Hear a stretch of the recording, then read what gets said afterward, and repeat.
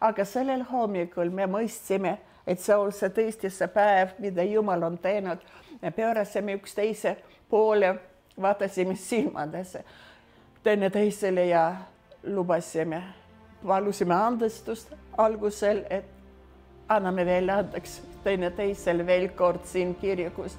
Tegime seda kogu südames ja kallistasime ja oli selge nüüd tõesti, et nüüd hakkab uus aeg meie elus. Ja nii ta oli.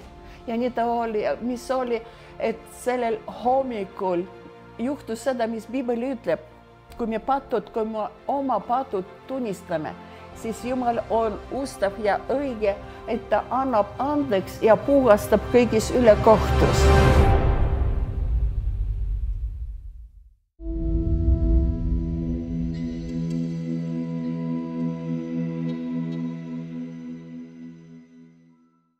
Mariana, sina ei ole Eestis sündinud, oled Vilniusest pärit ja poolatar. Mis sind Eestisse tõi 17-aastaselt?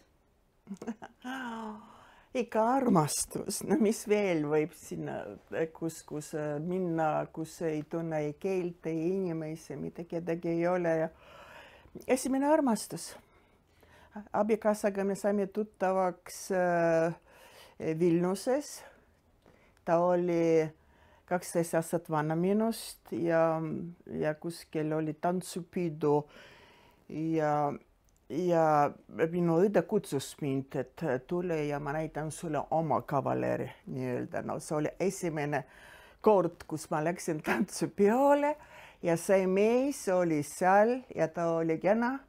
Ta oli, kuigi ta oli vanem, aga riietus ja see olemine ja väga hästi tantsis tango. See oli minu lemmiktants.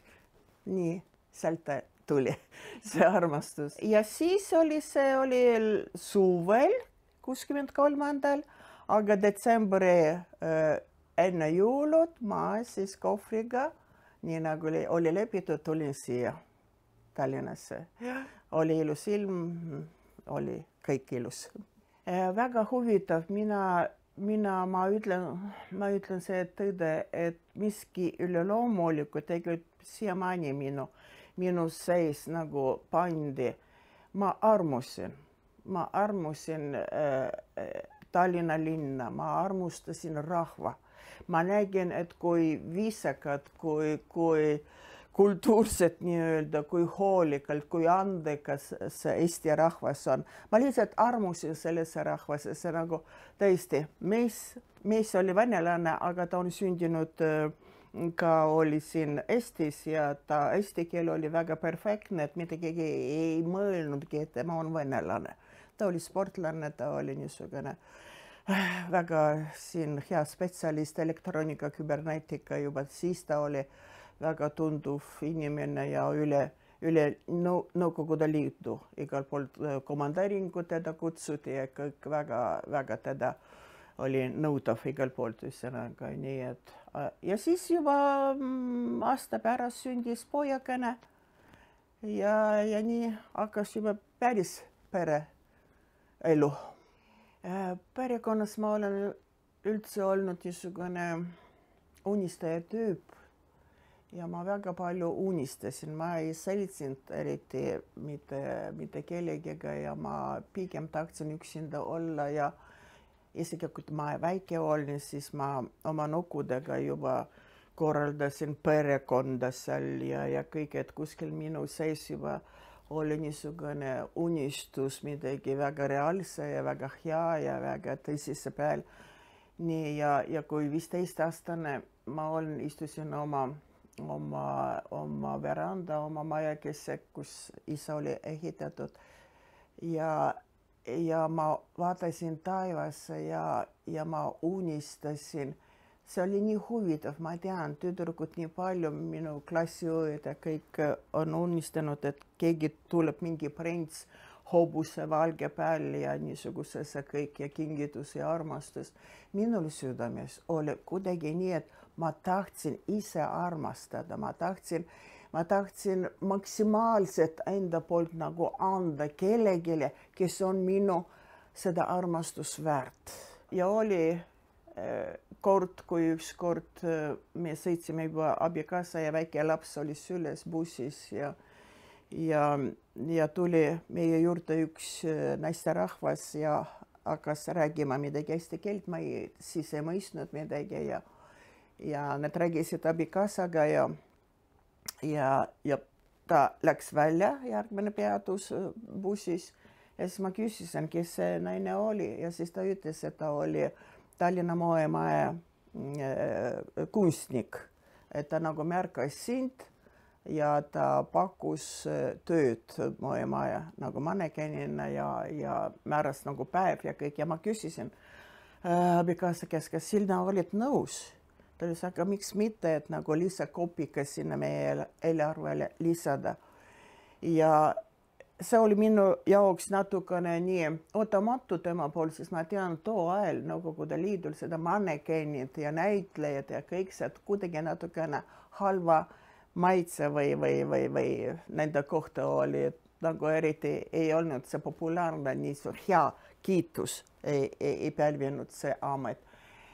Aga tema nõustus ja siis, kui ma järgmine kord läksin juba moemaja ja siis, kui nad nägid minu pikkus too ajal ja siis täitsa sobis nagu mannekenina jaoks modell, nagu täna on see nimi ja siis see läks niimoodi, siis minu pildid igal pool teise kanne peal silueet moemaja.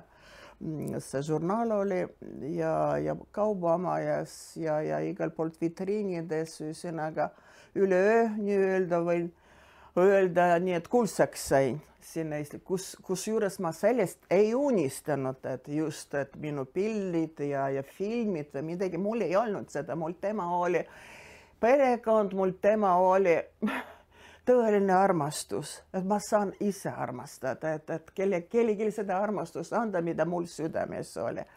Aga et see tuli see niisugune, seda ma ei ole unistanud, aga see tuli lihtsalt ise. Mulle süle, nagu öeldakse, ja see oli mitu aastat, see kestis. Mis see elu endaga kaasa tõi? Kuulsus? See kuulsus, jälle ma ütlen, mulle mitte midagi, ei mingit uhkus, ei mingi niisugune õnne olemist või nii, et isegi naabrid, kes elasid, me Mustamäel elasime, naabrid ka ütlesid, et isegi uhkus sinu juures ei ole, et sa nii praegu pildid igal poolt sulle aga mida ta on toonud mulle, siiski kuidagi ei olnud väga hea perekonna jaoks, sest see nõudis rohkem aega minna sinna ja need proovid, kleidid, õmblused ja kõik see on vaja kogu aeg, need täpselt oli õmmeldatud sinu figuuri järgi ja kõik ja siis lapsukest ka ei olnud teinekord kuhu panna ja oli vaja kaasa võtta, aga laps nõudis oma midagi, üks oli 3-aastane, 4-aastane, nii et see ei olnud rahu, see ei olnud mingit naudimine või nii, see nagu töö oli aga ta ei pakkunud, minule isiklikult ei pakkunud nagu niisugune rõõmu. Teistele võib-olla rohkem ja mehel ka oli küllaltki, kui kuskil me olime seltskonnas või niimoodi, siis ta väga tahtis seda rõhuda, et see on minu naine, 12 aastat noorem ja nüüd ta on nii ja naa ja tema oli õnnelik ühesõnaga, aga minule see asi oli oli lihtsalt. Mehega läksime ka nii asi oli, et läksime lahku, et algusel nagu oli kõik korras, aga kuna temal oli nii palju need kutsed igal poolt ja Moskvas ja Leningradis, kus ta käis oma sellega oskusega ja tarkusega seda elektroonikat, mingi arvutuskeskused mingi rajada. Ja tema tihti ei tulnud koju või ma üldse ei teadnud, kus ta on ja mina selle väikse pojakesega pidin oma muure temale jagada ja nutma sest oli tõesti noor oled ja kui sul ei ole sõbrannus, ei sugulasi, ei ole keel on võõras ja kõik ja see ainult lapsukene, kelle ees hoolitseda ja kõik see oli see oli väga valu oli ja isegi ema ja õed pakkusid, et võta last ja tule tagasi Vilniuses, et me aitame sind kasvatada ja kõik. Ja minul nii palju oli seda uhkust selles mõttes, et ja ma tulen oma lapsega, eks ole, ma nagu pettan neid, eks ole, et abiellusin õnnelikult, olin õnnelik, aga järsku ma tulen lapsega tagasi ja lahutus. Nii palju, kui ma mäletan kirikus selles, väga tauniti seda lahutus, abielu lahutus ja mul lihtsalt häbi oli sinna minna lapsega tulla tagasi, ühesõnaga lahutatud. Aga see asi juhtus sellepärast, et tõesti abikaasa enam ja enam hakkas kuskil jääma, kuskil nii ja lihtsalt tuli nii, et tema kasutas ka natukene vägivaldset käitumist minu suhtes ja ka pojakene kannatas natukene ja nii lihtsalt olukord, kui poeg oli 5-aastane, siis läksime lahku sellega ja kahju, see minu unistus, minu mudel, selle perekonna mudel, mis ma kandsin nagu südames, see asi oli purunenud ühesõnaga ja laps hakkas ilma isata, aga ma mõtlesin seda ka, et see on väga ebasoovitlik on, et laps kasvab ilma isata, kõik see nagu tuli minu peale ja siis ma hakkasin natukene ka vaatama pudeli sisse, alkoholi sisse, et lohutada ennast ja niimoodi rahustada ennast ja siis tekkisid sõbrannad ja kuna ma töötasin too ajal hotelli, Viru hotelli, siis seal oli väga palju välismaalased igal poolt ja seal tutvused väga kergelt nad käisid ja kuskil 5 aastat niimoodi olla esimese ja teise mehe vahel, ma olen nagu prillin, vaba ja noor veel ja siis hakkasid need seltskonnad huvitavad aega veetmised ajad ja huvitavad seltskonnad, kuulsad ja rikkad ja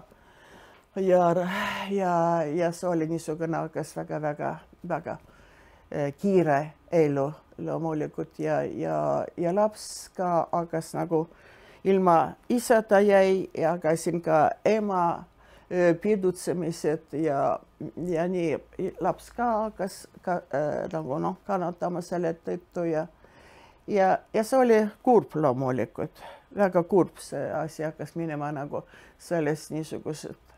Ma vist veel ei ole öelnud, et Kaabel ja Maja kutsuti mind filmis mängima ja see oli väga kuulus film, Ada Lundberg seal mängis ja head näitlejad seal olid ja 2 peaosad selle filmis oli ja see nagu sattus iroonia, mina mängisin Maarja selles filmis peaosas Pimedad aknad ja ka see oli proov niisugune veel abikaasaga, kui me elasime ja ma küsisin tema käest, kas sa lubad mulle seda filmi mängida, et pakutakse mulle ja siis ta kuidagi nii minu peale vaatas, käi nagu nii midagi sellest ei tule.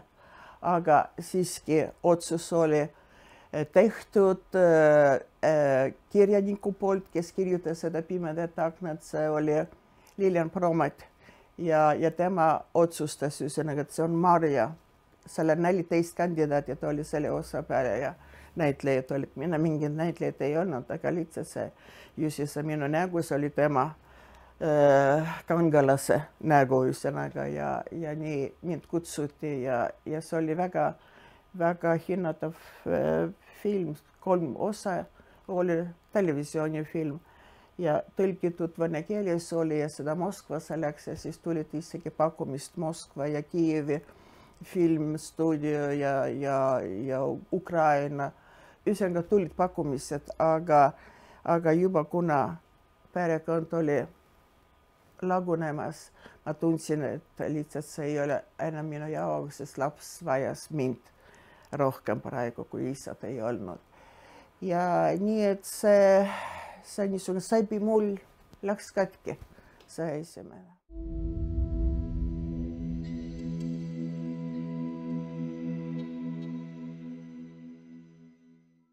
Ma ütlen, et see unistus selles perekonnas mudelis ja see ei kadunud mitte kuhugi, aga ma tahtsin nagu, et kuna ei olnud seda, siis nagu uputada need mõtted, uputada need valud ja hädad ja kõik nagu uputada alkoholis ja see alkohol hakkas väga domineerida minu elus kahjuks ja laps ka seda on näinud ja see on väga kurb praegu meelde tuletada. Kusjuures ma nagu juba ütlesin, et mina nagu see hing, minu süda otsis kedagi, keda tõesti armastada. Kuidagi mul see asja armas mitte nii, et mind keegi armastab, et mina armastan, kes see on, kus see on. Ja tööl oli seal Viru hotellis, seal oli 3 pakkumised abielluda. Üks Austraalia rikas mees oli eestlane, aga Austraaliast tulnud. Rikas mees oli pakkus, siis üks soomlane firma omanik ja üks kirjanik Moskvas. Nad elasid seal hotellis, käisid ja elasid ja siis, kuna mina olen administraator, seal me kohtusime nagu nii. Ja oli väga tõsised soliidsed meesterahvad ja üks isegi lubas nagu minu poja ees hoolitseda ja kõik. Aga ma tundsin, ikka ei ole see. Ja siis ükskord oli nii, et restoranis sõbrannaga me olime, läksime sööma lõuna ajal ja meid teenindas üks kelner. Ja siin midagi oli see algus, mida ma ei mõistnud ja loomulikult kelner. Mul oli ju niisugust mehed teiste tiitlidega aga siin aga miski toimus, kui ta teenindas meid ja kõige rohkem see nii naljakas võib-olla praegu kõlab. Tema kelneri käsi, kui ta kaalas meile veini toidu juurde, siis see käsi oli nii hoolitsetud, nii puhas küsid ja kõik. Ja see oli minu haigus tegelikult, korrektsus ja puhtus. Ja minu jaoks oli nii kallis see fakt, et tema hakkas tundma huvi minu poja vastu. Sest isa ise, esimene mees, ei tundnud huvi. Ei sünnipäevad, ei mäletanud, ei alimentid, mitte midagi, lihtsalt unustatud ja kõik. Aga see mees hakkas tundma huvi ja hakkas ostma toel ja oli kõik defitsiit, mitte midagi kuskil ei ole osta, raha oli, kellel oli. Aga osta ei olnud, aga ta nägi meie puudused, kuna me jäime kahekesi elama pojaga, siis tema hakkas tundma huvi, mida meil puudus ja ostis lapsele ja mängud asjad ja igasugust konstruktorid ja kõik. Ja see mind nagu rohkem nagu andis tõuke niisugune, et see on see, keda ma tahan armastada, keda ma tahan jagada kõik absoluutse elu lõpuni ühesõnaga oma armastuse ja tänulik olla temale. Nii et see oli jälle väga ilus ja pojale meeldis, kui ma ükskord tõin need kokku, et mis poja, ta oli siis 10-aastane poeg ja siis need kahekesi istusid seal restoranis sõipäeval, kus ma töötasin ja pärast üks ütles, mees ütles, tead, ta on nii tore poiss, ma mõtlesin, et keegi mitte kuna isad ei ole, et võib-olla ei ole kasvatatud laps, eks ole, nii hästi ja poja käest küsisin, kuidas sulle onu meeldis. Ta on nii huvitav, räägib tehnikast nii huvitav. Oh jess, see on see midagi uus, mis nagu võib kokku minna ühesõnaga ja nii, et elasime algusel, vahetasime kõik minu korter Kaetoolene, kus ma Mustamäel elasin ja siis tema elas emaga teises kohas, vahetasime need korterid, saime väga suure ilusa korterit Nõmmel, 5-toaline ja väga uhke korter oli ja hakkasime niimoodi vaba abielu elada algusel 5 aastat kuskil, aga siis registreerisime oma abielu ja siis, kui me olime registreeritud abieluolusega ja siis, kuna oli palju võimalus, nii nagu vanasõna ütleb ka, et raha paneb rattad käima ja see raha olemine, see oli meile number 1 ja see loomulikult lubas palju seda, mida teistele võib-olla ei olnud võimalus elus omada ja naudida seda, aga kus me reisisime, kus me puhkasime, see oli ainult kõik pidi maksimaalselt luks olema ja ma mäletan Leningradis me oma ka registreerimise päev nagu tähistasime, läksime ja ka tahtsime uus auto ostma ja seal sõbrad oli juba ees, et Leningradis sealt auto tuua ja me peatusime mitte halvema nagu numbrist tälisime kohe, et see oli ka korrusene sviit ja apartament ja valge klaaver ja luhtrid ja palmid ja kõik see niisugune number ja see midagi maksis, aga meie naudisime seal restoranis, sõime ja see oli niisugune elu, et mis nagu tõesti tundsid, et raha nüüd paneb tõesti kõik käima siin, aga ikka seda rahu ei olnud ja ma mäletan kõik Tallinn olus tundis, sest ta oli barmen. Mina too ajal töötasin lillekaupluses ja see oli niisugune koht. Too ajal oli nii, et barmen ja lillekauplus oli väga niisugused ihaldavad töökohad, sest seal jooksis raha lihtsalt. Sellepärast, et lille suhtes oli niisugune kaup ju ja seda kaupa oli lilled paljud sünnipäevad, aga see oli defitsiit, ei olnud ju leidis iga päev seda lillet ja siis alati keegi tuleb tuttavad, keegi helistab, kuulis sellist pulmat või midagi ja siis need lilled on andnud nagu leti alt nagu nimetati, eks ole, ja siis selle tasu oli mingi nagu jotraha anti, eks ole, niimoodi ja nii, et kui ka mehele oli seal baaris teenistus, nii lillekauplus samamoodi, kui palk oli kuupalk, minul oli 70 lillekauplus, ma olin parim dekoraator, lilledekoraator ja võitsin konkursid, Moskvas oli konkursid, see üleliiduline oli 15 riigis, vabariigi oli ja mina sain seal tõesti televiisoris näitasid, et väga head prudikimp ja üks juubelikorv tegin. Ja nii ja raha jooksis, lihtsalt raha tuli ja nii kui kuus oli 70 rubla, siis mina iga nädal sain 70 niimoodi jagasime, tegime inventuuri iga nädala lõpus laupäeval tähendab ja jagasime siis raha.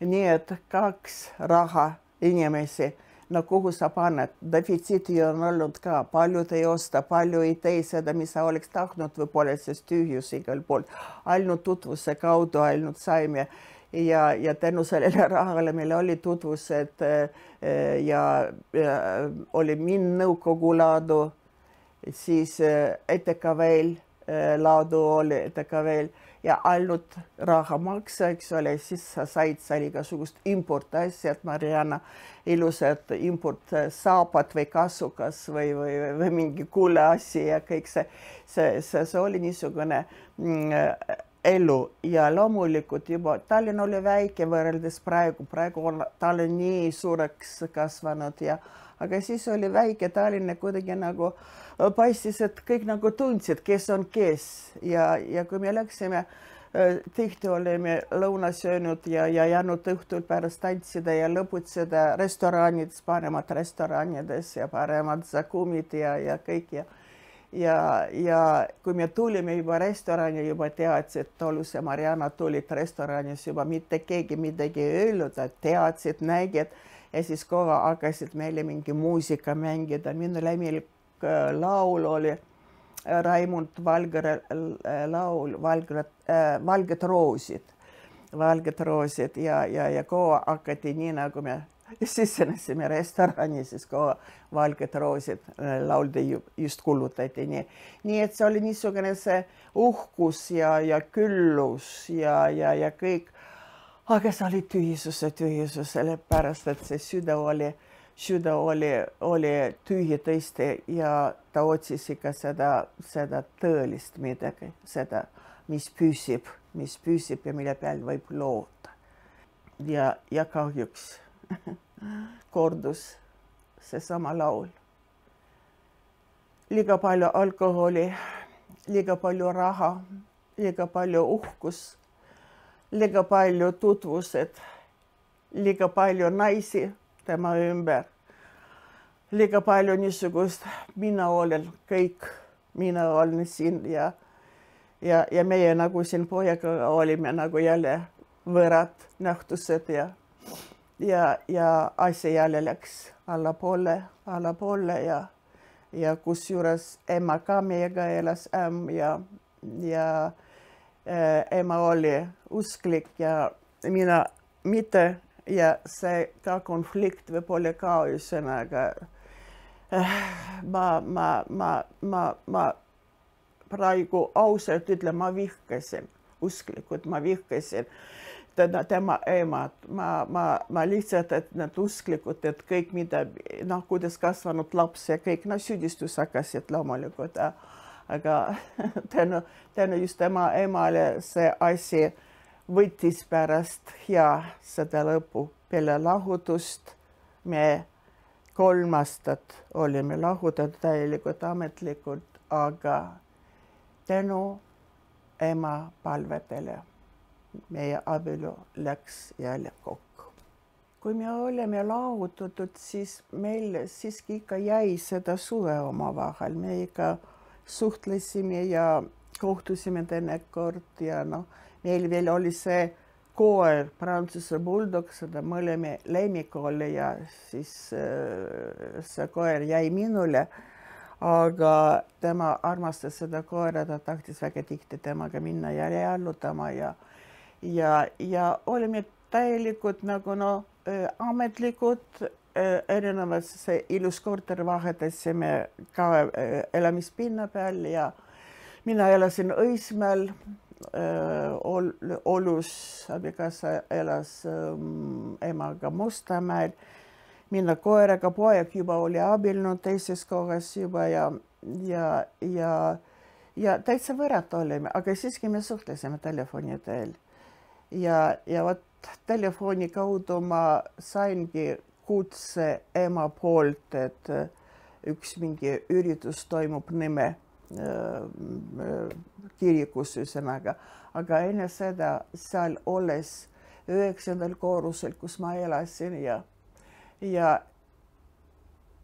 siis ma töötasin Teraviljasaduste ministeeriumis baaris ka, tegin seda baaritöö ja hästi üksinda tundsin ennast ja poeg juba abiellunud oli ja niisugune tunne oli, et nüüd on kõik lõppenud. Mul oli 45 aastat ja kõik kuulsus, rikkus, austused, roosid, asjad, värgid, kingitused ja kõik ja ma tundsin, kui ma tulin alati peale seda tööd koju, koer ainult ootas mind ja ma alati veinipuutel kaasas koju ja suitsetasin tohutav, see nagu ahal suitsetamine oli. Üks lõpetan, teine hakkab uuesti ja siis viin ennast täitsa ükskord, mitte ükskord, see kordus 3 korda minu elus. Rõdu peal 9. korrusel, kus Õismäel ma elasin ja väga ilus vaade oli, see Harku järv oli näha ja kus seisin ja suitsetasin seal rõdu peal ja siis ma vaatasin all asfalt nagu ja mõtted peas oli, aitab küll, mis sa sina elad, 45, kõik on maitsnud juba, kõik lagi, kõige paremad hotellid, motellid, Sotši, Krõmm, kus praegu see käib, see sõda ja kõik need paremad hotellid, luksnumbrid ja šampus, mis tahad värvi, roosa ja valge ja kõik see absoluutselt, see niisugune luksuslik ja luksuslik, kõik oli olla. Aga võt seda, kui see armastus lõpub ja kui hakkab seda juba vaatamine vasakule ja paremale, siis see asi nii paneb südamesse kuidagi nagu mingi nuga sisse ja see valutab ja kõik ja siis nagu juba lahutanud olime ja see alkohol hakkas minu sõbraks lihtsalt, see lahutamata oli lihtsalt iga päev ja seal rõdu peal seistes, et hüppa alla, ma kuulsin hääl, hüppa alla. Sa juba kõik oled saavutanud. Mitte keegi siin nõukogude ajal, siin Eestis, nagu sina olid siin populaarne ja sinu pildid ja kõik. Ja nüüd oled sa joodik, kus juures siis mul hakkas juba 5 haigus, 1 krooniline naiste haigus ja siis südame arütmia ja kiirabi on käinud tihti ja teist 2 operatsioonid oli juba määratud, mul järjekord juba ootas, nii et kõik 45 ja kõik komplekt terve programm üsõnaga, et hüppa alla, mis sinna elada rohkem, mida sa ootad veel rohkem ja kõik. Ja nii ma tihti seisin ja kohe nii tõmbas see asfalt alla, et kohe hüppa alla, tõesti ei ole mõtet elada ja alati midagi juhtus või koer hakkas lämbuma järsku. Kondiga mängis, eks ole, hakkab lämbama, siis ma pidin nagu jooksma tema aitama või keegi helistas telefoni, helistas keegi või keegi naabritädi tuli soola laenata. See nagu juhuslikult, aga nüüd mina tean, et see ei olnud juhuslikult. See oli kõik Jumala silma all, kõik seda asi toimus ja Jumal seda oli nii juhatanud ja nii korraldanud seda, et need mõtted ja kõik seda oli katkestatud kohe. 3 korda need mõtted olid mulle ja alati midagi juhtus, et see asfalt ei tõmbanud mind alla. Ja praegu ma lihtsalt enam seda Jumalat, aga kuna ma nagu ütlesin, et me suhtusime temaga, suhtlesime ja kohtusime ja täitsa sõbralikud niimoodi, et tema elas oma elu ja siis tuli üks päev, ilus päev jälle, kus me jälle otsustasime andeks anda teineteisele.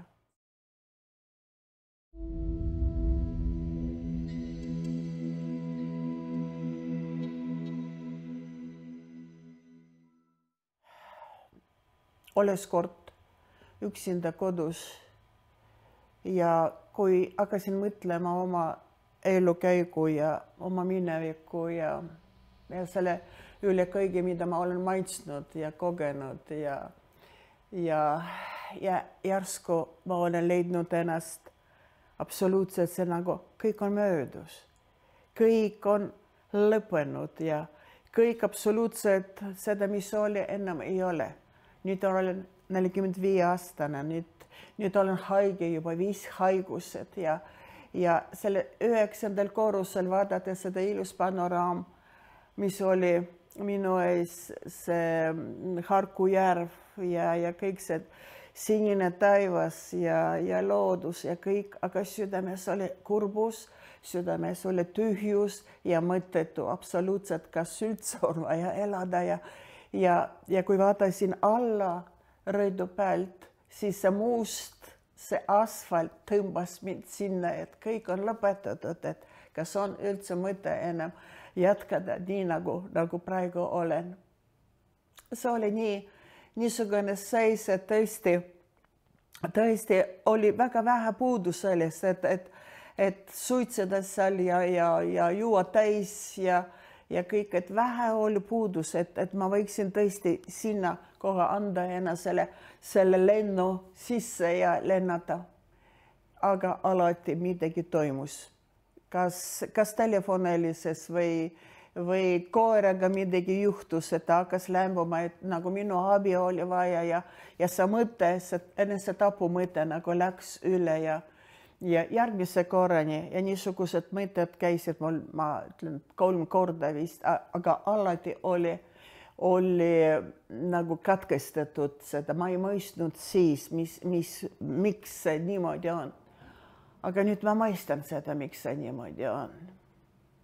Sest Jumalal oli teine plaan minu jaoks. Nii nagu Bibel ütleb, et veel mitte ühtegi päeva ei ole meil olemas, aga Jumal juba teab kõik meie päevid, et kõik meie plaan tema poolt. Ja selles olukorras haigused, 2 operatsioonid oli juba määratud ja tuli meelde, et Oluse ema helistas ükskord ja ütles, et mingi kristlik Soomes noorte ansambl tuleb kristlik ja nemad esinevad Nõmmel baptisti kirikusel Puvila tänaval ja et tule ka. Loomulikult mulle seda ei olnud vaja siis, kui tema nagu seda pakkus mulle ja kutsus. Ma kogu viskasin seda telefontoru ja rääginud rohkem ja ütlesin, ärge helistage ja jätke mitte rahul oma Jumalaga. Aga siiski tuli see päev meelde ja jälle mul oli seda eilne õhtu oli suur pidutsemine ja joomine ja lõbutsemine ja hommikus pea õudselt valudes ja halb oli olla, aga tuli meelde, et tänane päev on see päev, kus seal Nõmmel midagi toimub, et mingi noored Soomes tulevad kristlased ja annavad kontserti ja kõik ja mina värskendasin ennast ja istusin bussi peal ja sõitsin sinna Nõmme Õismäelt ja ma olin kohkunud, kui ma tulin sinna ukse sisse, see väike kirik, puukirik oli täis inimesi. See oli 91. aastal. Alles seda ülepööre siin Eestimaal oli see iseseisvus. Ja see kirik oli täis noori, poisid, tüdrukud ja need olid nii kenad ja need eespoolt seal laulsid ja kiitsid Jeesus Kristus. Ja mina tulin sinna läbi suitsetatud restorani lõhnaga. Ja seisin ukse juures ja mõtlesin, et ma üldse ei sobi siia. Ma olen nii must.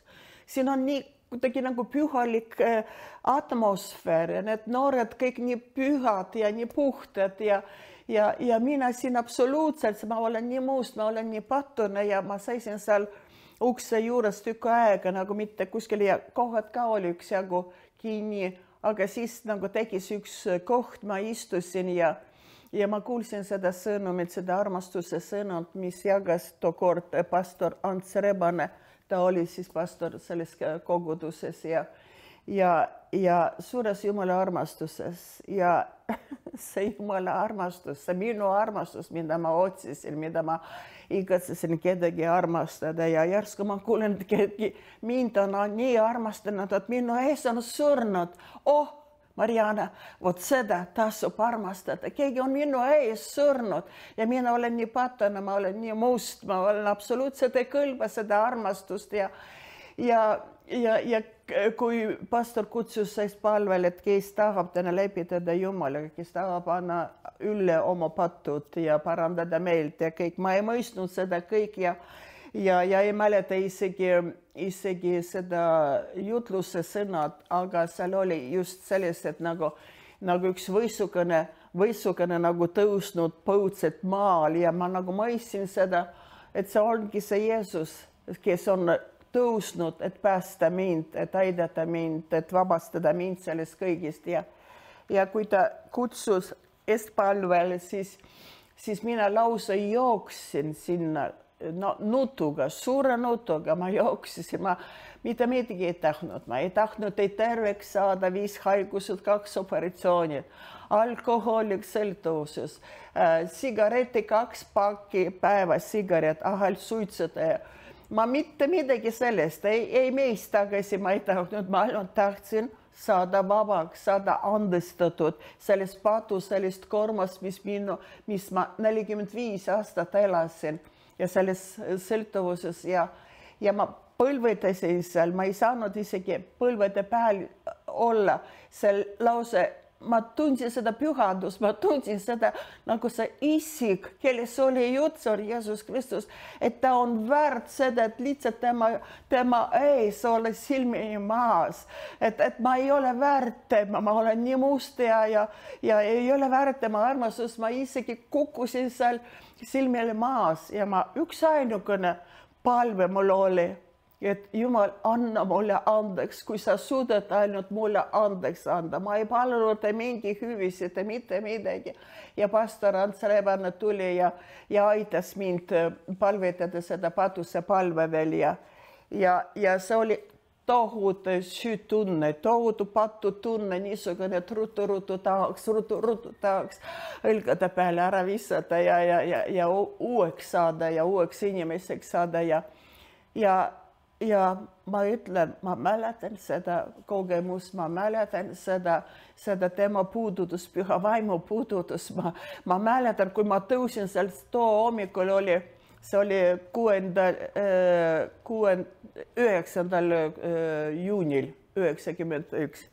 Ja kui ma tõusin seal püsti, siis väga palju inimest, väga palju noored eestlased, käsi käes, mõni abielupaarid ka tulid sinna eest palvele ja see oli nii ilus pilt ja mina tõusin peale juba patuse palve ja tundsin, et keegi väga lahedal minu selja taha seisab ja ka nagu pühkib nina ja kuulen ja ma pöörasin, vaatasin ja see oli minu abikaasa Olus. Ta seisis minu selle taha ja samamoodi ära nututut ja meil oli mõlemel selge, et see on see päev, mida Issand on teinud.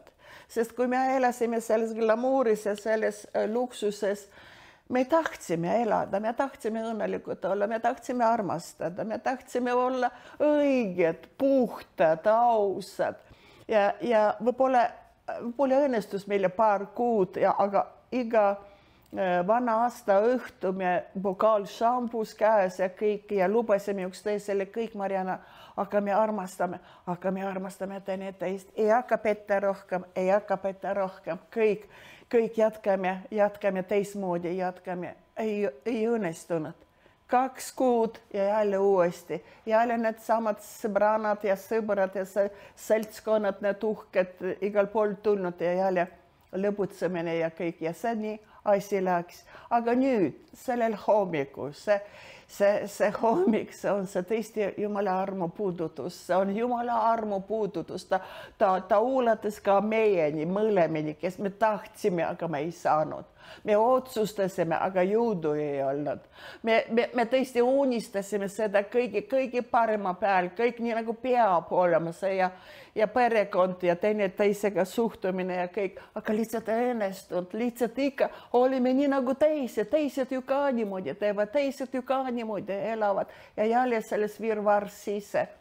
Aga sellel hommikul me mõistsime, et see on see tõesti see päev, mida Jumal on teinud. Me pöörasime üksteise poole, vaatasime silmadesse teineteisele ja lubasime, palusime andestust algusel, et anname veel andeks teineteisele veel kord siin kirikus.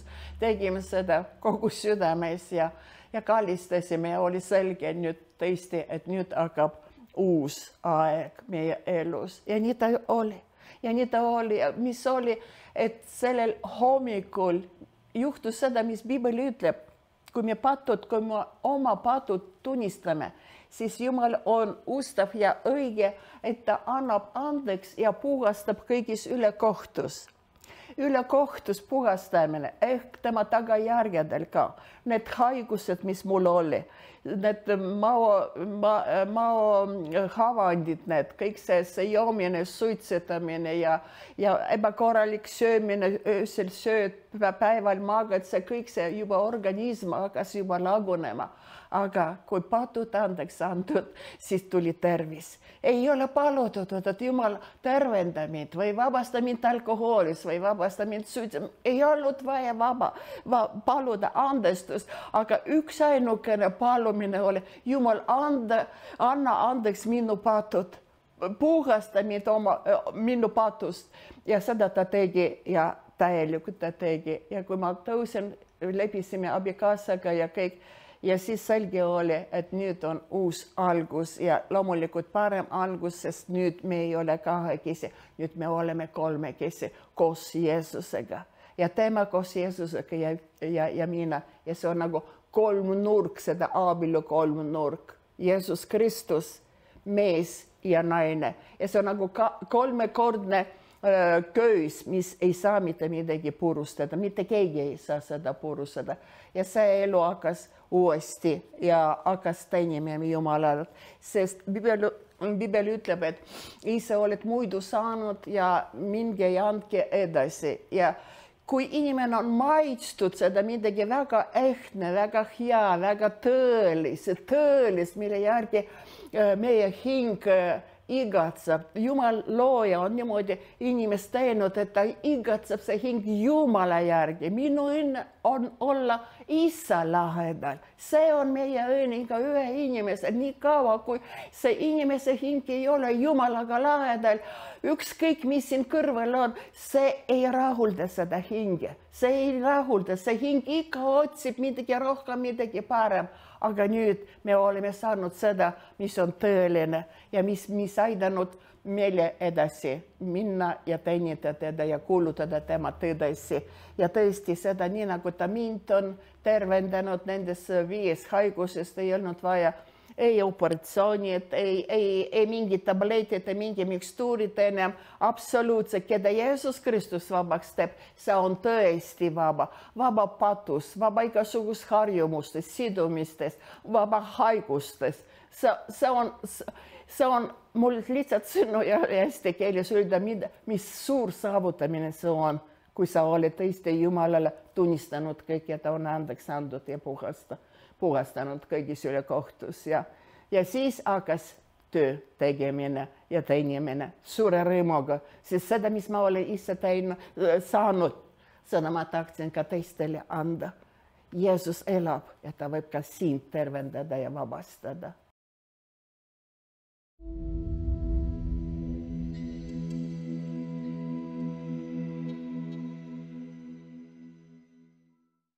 Kõik need hädad, need kõik valud ja need haigused, kõik oli nagu ühe korraga ära võetud peale seda, kui see meeleparandus toimus seal kirikus ja rohkem ei olnud vaja arstide poole pöörduda ja ei mingi tabletid, mitte midagi, kõik need havandid ja südaarütmia kadus ja need 2 operatsioonid, mis oli juba järjekord ja seda ei olnud vaja ja no see on täielikult tervena ja Jeesus veel on öelnud, et halastus ma vajan, mitte ohvrid.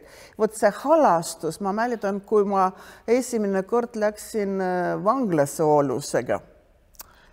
No kui ma nägin need uksed rauast, uksed, need trellid, need krõus, kui see uks käis lahti ja kõik. Ja ma nägin need mehi, kes olid noored, no täitsa jõulised, täitsa veel absoluutselt terved ja kõik, aga need istusid nagu kuskil kuuri taga, nagu mingi loomad kinni pandud aga loomulikult need olid ka seal ja sõltuvuses ja haiged ka, nagu tuberkuloos, seal oli väga tihti esinev ja siis mul hakkas niisugune halastus südames, niisugune, mis need teevad siin. Nad ju on kellegi isa, eks ole, on kellegi mees, on kellegi poeg, eks ole, see ei ole ju, Jumal ei ole loonud inimese istuda tralli taha, eks ole. Ja see on minul see keese niimoodi ja seda enam, et minna ise olen sellest vabaks saanud kõik, eks ole, ja Jeesus on käsku andnud ja tema püha vaimu väes, lihtsalt tahtsin nagu kõrval seista oma mehele ja kuulutada, et see on tõde, et Jumal on elav, et Jeesus Kristus on üles tõusnud ja ta elab ja ta teeb need samad asjad, mis ta tegi siis, kui 2000 aastat tagasi ka tänase ja just Eestimaal, just Tallinna linnas ja ükskõik, kes sa ei oleks. Ja see ajendas mind väga nii kulutada väga julgelt ja nagu te kuulete praegugi minu eesti keel on puudulik aga vaadake, kui see kaastunne ja armastus tuleb kellegi vastu, eks ole, siis sa ei häbene seda, kuidas sa siin grammatiliselt võib-olla ebatäiuslik, eks ole. Sul lihtsalt see põleb, see Jumala armastus, Jumala taha, eks ole, see on tema tõuge. See on tema tõuge ja sa lähed lihtsalt ja teed seda, mis ta on öelnud ja tema teeb. Ja tänu Jumala selle ees ja see on väga põnev ja loomulikult see on number 1 ikka hingede päästmine, kui see asi ei toimu, inimene võib terve olla, aga ikka tema hing põrgu läheb, sest meie sisse on pandud igavene elu, eks ole, igavik meie sisse on pandud, eks ju, sa võid terve olla, sa võid väga luksuslikult elada, eks ole, aga kui sa Jumalaga ei ole lepitatud, siis ikka see igavikus on väga see pime paik ja sinna kedagi nagu ei soovi, sinna jõuda ikka on taivas, kus Jeesus meid ootab, eks ole. Ja tahad nagu kulutada ja sa näed, et see toimib ja ma mäletan, vanade kodus oli üks inimene, ma käisin seal iga teisipäev vabatahtlikult ja üksinda ja läksin alati palve peale ja seal vanad inimesed ikka on haiged enamus, eks ole, ja üks inimene, naisterahvas oli luku taha pandud, teda nagu ei lubatud välja minna ja kuskil fuaees seal jalutada teistega osadusel. Ta oli kogu aeg kinni. Ja mina juba käisin teisi juurde vaatamas ja hoolitsema nende ees, seal juksed lõikasin ja küüsid lõikasin ja kui oli vaja pesta midagi. See oli niisugune armastus, see on Jeesuse armastus lihtsalt. Mitte kunagi ma enne ei oleks mõelnud, et ma lähen vanade kodus seda lõhna tunda, pärast ise kohe nagu tundsid seda lõhna, seda vanade kodu lõhna. Mitte kunagi, Mariana, mitte mingi miljoni, mitte mingi palga eest ma ei oleks läinud sinna tööle, siin vabatahtlikult ja veel niisugune armastusega seal jooksed 11 aastat iga teise päev oli. Ja järsku ma lähen mööda sellest uksest, kus naine oli kinni pandud ühesõnaga luku taha ja ta õudselt kiisendas. No niisugune, nagu keegi teda seal, ma ei tea, kägistab või midagi ja ma ei saanud mööda minna. Ma peatusin seal koridoris ja vaikselt tegin seda luku lahti, oli võti väljas poolt ja kui mina sisenesin sinna esikusse, siis tema karjus seal toas tähendab ja kui ma juba tuppa vaatasin, siis mul kohe kananahk endal tõusis, sest ma nägin seda naist, see ei olnud naine, see ei olnud inimene, see oli sassis juksed, see oli kratsitud nagu verena, kuskil ta on vist kukkunud olnud sinjakad täis ja pool alasti ja istub ja karjub ja täitsa meeldi segaduses, täitsa märatse niisugune. Ja mina mõtlesin, ei, mul siin mitte midagi ei ole teha. Mis ma võin siin teha sellega inimesega, mul mitte midagi ja pöörasin tagasi minna ja püha vaimu hääl ütleb, seal, kus mina olen, seal peavad olema minu tunnistajad. Selge, ma sain käsku taevas, kus kohas Jeesus on? Jeesus seal, kus vajadus on. Jeesus on seal, kus need õnnetud inimesed on. Jeesus tahab kõikidele aidata, kelle kaudu, minu ja sinu kaudu, eks ole, kui me oleme Jumala lapsed ja ma pöörasin tagasi ja siis ma täitusin selle armastusega, see niisugune armastus, mul mitte midagi rohkem ei olnud ja räägida midagi, ta istus, vaatas minu peal voodi, ma tulin tema juurde ja ma lihtsalt teda kalistasin tugevalt, no see oli armastus, mitte minu armastus, see oli Jumala armastus, et kalistada võõrat naist ja niisuguses olukorras ja minu pisarad nagu hakkasid temale pähe kukkuma niimoodi ja ma ainult hüüdsin, Jeesus, aita! Ja tead, natukene aega ja kui ma lasin teda lahti, tema see pilk, silmad, see olemine, kõik on absoluutselt terve, teistsugune, vaba, vaatab minu peal ilusti silmadega, ta oli venelane, Margarita tema nimi mäletan ja mingi suure inimese ema Leningradist toodud. Ja vaatab minu peal ja küsib, kes sa oled. Ja siis mul oli õigus räägida, ma olen Jeesuse sõber ja ma olen siin sellepärast, et sulle aidata. Ta hetkega sai vabaks terveks ja pärast järgmine teisipäeval, kui ma tulin sinna jälle ja siis juba terve maja teadis, direktor ja kõik need hooldekandjad ja kõik, et mida sa tegid temaga, mida sa tegid Margaritaga. Andke andeks, mitte midagi mina ei ole teinud. See on Jeesus, kes on teinud, halastanud tema peale ja tervendanud ja vabastanud. See on kõige niisugune, tõesti see oli niisugune minu enda jaoks ka oli kuidagi eriline läbielamine. Teine emakane seal oli ühe jalaga, ratastolis ühe jalaga ja ükskord ma tulin sinna ja siis ta nuutab, leida, tema nimi oli nuutab, ma ütlesin, leidagi, mis juhtus.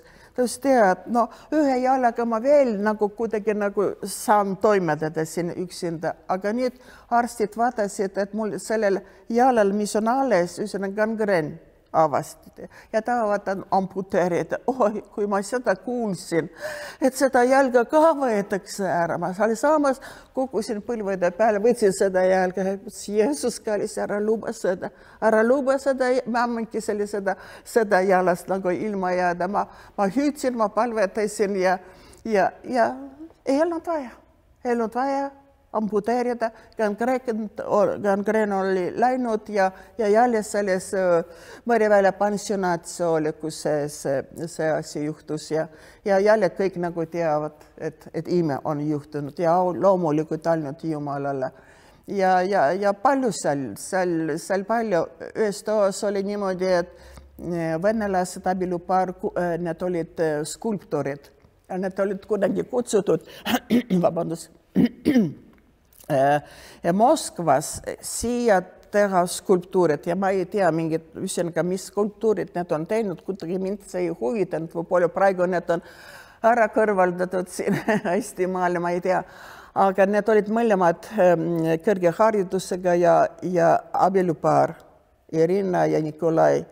Ja ma läksin, jõuluaeg oli, ma läksin mööda just alguses, ma veel ei tundunud, kes need on ja kuulen riid, seal niisugune riidleb keegi ja ma koputasin jõuluajal see oli ja siis vaiditi, tulge sisse, ma läksin sisse, need nii riidlesid oma vahel. Irina istus ratastoolis, Nikolai mees istus voodi peal ja oma vahel ja siis ma näen küünlakene põleb laua peal ja üks kuuseoksakene ja ma ütlesin, oi, teie juba oodate jõulud, kohe hakkasin niimoodi. Jumal andis nii hakata. Ta ütles, jaa, jõulu, jaa. Ma ütlesin, kas te teate, mis jõulud? Ja lihtsalt seda Jumal nii juhatas, nii imeliselt, et räägida jõuludes, räägida, kes on Jeesus, et Jeesus on siin praegu ja kõik ja teate, see oli niisugune, et see naine, Irina ütles, ma tahtsin temaga lahutada, ma vihkan teda, seda oma meest niimoodi, vanad inimesed oma vahel, kõrge haridusega ja et kogu lahutada ja kõik. Ja sellel hetkel ma ütlesin, jõulud on lepituse aeg. Jumal tahab lepitada endaga ja üksteisega, kas te võite seal lepitus tuli, seal andestus tuli, seal armastus tagasi tuli. Teada, see on lihtsalt ime ja kui mees oli surnud, siis Irina palus, et me olusega matame. Seda oli lubatud direktori poolt ja me matsime Jumala sõnaga ja kõik me said päästetud ennem. Palju mida veel oleks räägida ja teises on kõik au Jumalale. Jumal on hea, Jumal on armastus ja ta tahab teiste kõigidele ainult hea, kes usub. Uskuge, ainult uskuge.